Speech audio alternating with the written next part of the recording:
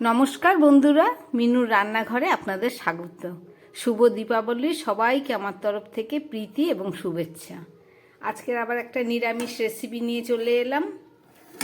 এখানে আলু, ফুলকপি আর কিছুটা পটল আর দুটো টমেটো নিয়ে নিয়েছি। এই সব দিয়ে একটা দারুণ স্বাদের নিরামিষ রেসিপি করে দেখাবো। তাহলে চলুন শুরু করি। তরকারি রান্না করার জন্য একটা ফ্রাই প্যান বসিয়ে দিয়ে আমি তার মধ্যে পরিমাণ মতো একটু তেল দিয়ে দিচ্ছি সবজিগুলোকে ভাজবো বলে।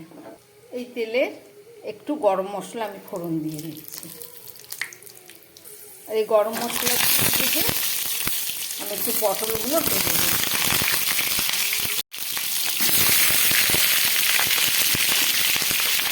আমি সব সবজিগুলো একসঙ্গেই ভেজে নিচ্ছি।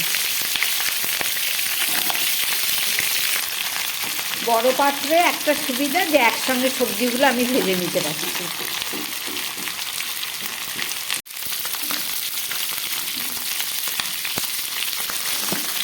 সমস্ত সবজিগুলোকে আমি খুব ভালো করে ভেজে নিচ্ছি। এতক্ষণ নুন ছাড়া ভেজেছি, এবার একটু নুন দিয়ে দিচ্ছি। জলটা টেনে গেছে।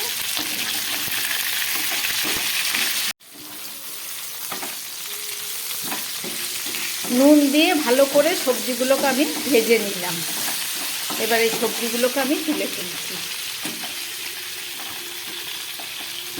ভেজে তুলে নিলাম। এবার এই গরম তেলের মধ্যে আমি দিয়ে দিচ্ছি একটা শুকনো লঙ্কা ফোড়ন, দিয়ে দিচ্ছি কিছুটা জিরে ফোড়ন, আর দিয়ে দিচ্ছি এই যে 1 চামচ গোবিন্দভোগ চাল। এটা দিলে নিরামিষ তরকারি খুব টেস্ট হয়।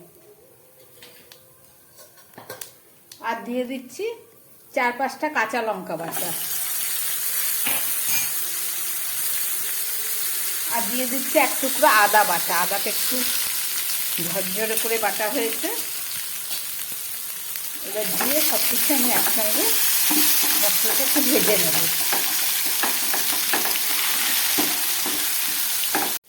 এবারে দিয়ে দিচ্ছি 1/2 চামচ ধনের গুঁড়ো, আর দিয়ে দিচ্ছি 1/2 চামচ জিরের গুঁড়ো।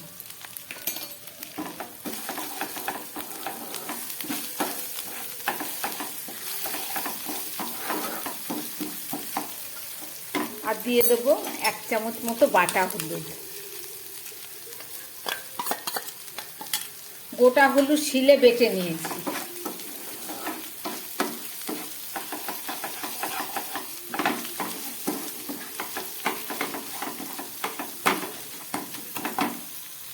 দিয়ে দিচ্ছি 1/2 চামচেরও কম শুকনো লঙ্কা, কেননা কাঁচা লঙ্কা পরিমাণটা একটু বেশি দেওয়া আছে। আর দিয়ে দিচ্ছি গোলমরিচের গুঁড়ো।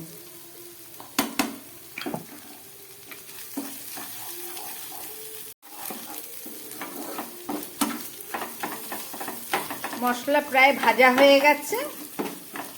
এবার এখানে আমি একটা টমেটো পেস্ট করে রেখেছি, সেই টমেটো পেস্টটা দিয়ে দিচ্ছি।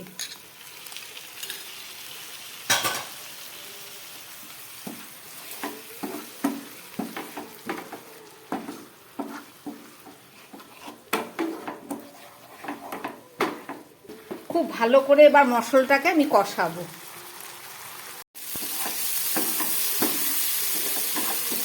মশলা থেকে তেল বেরিয়ে গেছে। এবার আমি দিচ্ছি 1/2 চামচ মতো বেসন।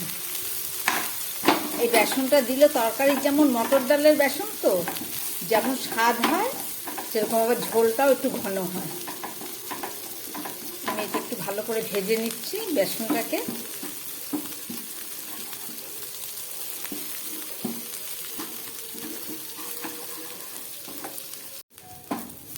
মশলাটা বেসনটা দেখুন খুব ভালো করে এক সাইড করে আমি ভেজে নিলাম। এবার সমস্ত মশলার সঙ্গে মিশিয়ে দিচ্ছি।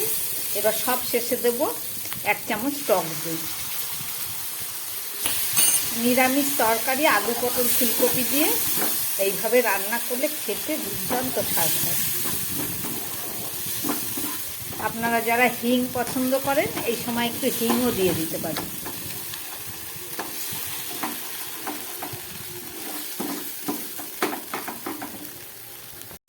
মশলাটা কষে গেছে। এবার আমি একটু সামান্য মিষ্টি দিচ্ছি, কারণ না দই আছে, স্বাদটাকে সুন্দর করার জন্য এটা দিয়ে দিলাম।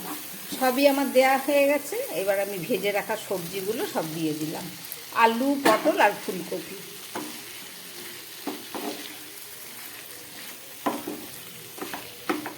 খুব ভালো করে এটাকে আবার খানিকক্ষণ আমি কষিয়ে নেব।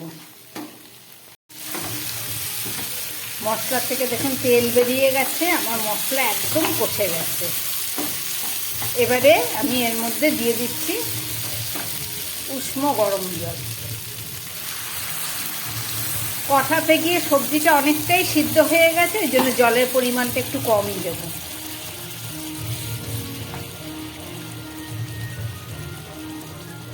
কালী পুজো হচ্ছে, মাইক বাজছে।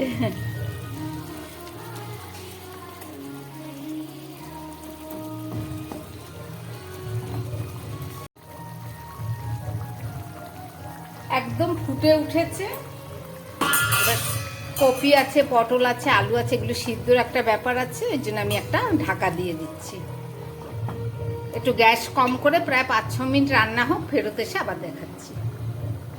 প্রায় 5-6 মিনিট পরে ফেরত আসলাম, ঢাকাটা খুলছি।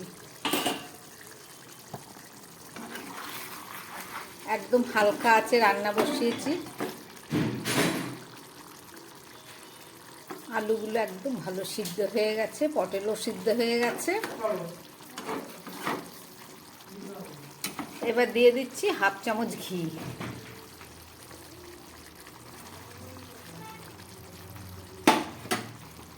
আর দিয়ে দিচ্ছি সামান্য একটু গরম মশলার গুঁড়ো গরম মশলা। প্রথমে আমি ফোড়নে দিয়েছিলাম এলাচ, দারচিনি।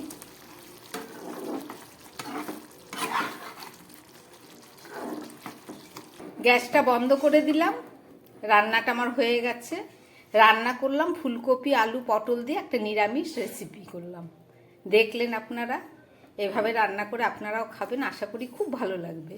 যদি ভালো লাগে চ্যানেলটাকে লাইক করবেন এবং সাবস্ক্রাইব করবেন। নমস্কার, সবাই সুস্থ থাকবেন, ভালো থাকবেন।